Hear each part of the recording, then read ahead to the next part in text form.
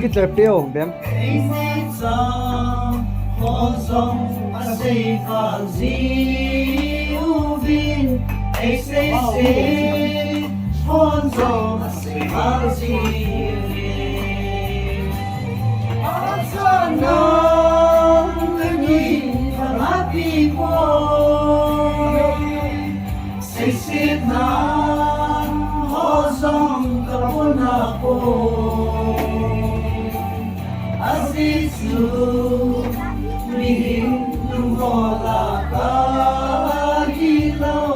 Kapakai lung lam bola kahiso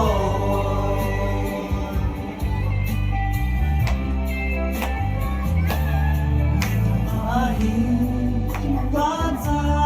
tele ilesa nan sam lo zelo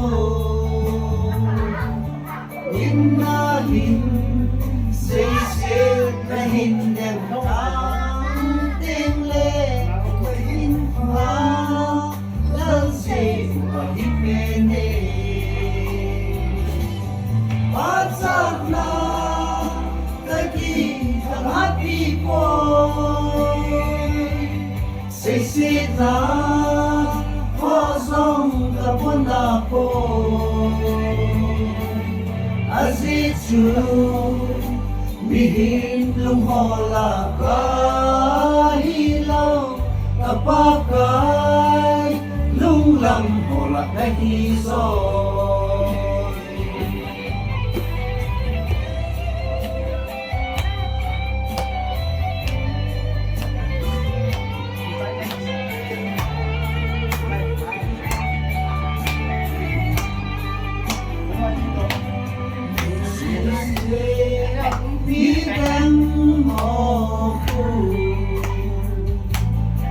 Bangsi pensu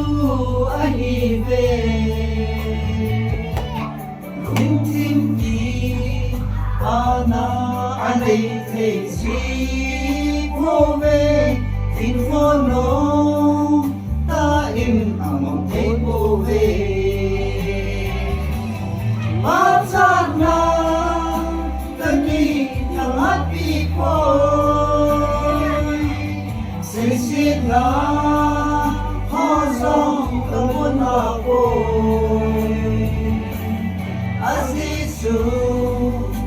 mihin lumhola kahilaw Kapakay lunglam ko na nahisoy Patsana kakita happy boy Sisit na hosong kapon ako Azitsu mihin luhola kahilaw Kapakay lunglam hola kahisoy Alun lao đi.